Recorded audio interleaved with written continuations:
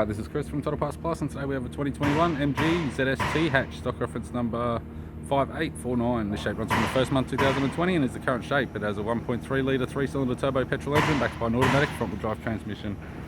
1.3 litre 3-cylinder turbo petrol engine. We have the right-hand fog light, left-hand fog light, left front 17-inch factory alloy mag with a good tyre, left power door mirror, camera type.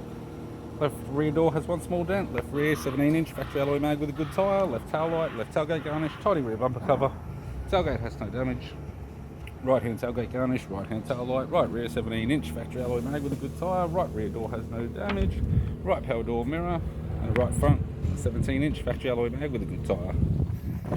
This vehicle, we have the driver side door trim, power window master switch. This vehicle is fitted with black leather interior, automatic type console, automatic gear shifter, heater controls, sat nav display screen, interior mirror, courtesy lamp, left sun visor, right sun visor, instrument cluster, and a tidy 3-spoke leather steering wheel with cruise audio and phone buttons.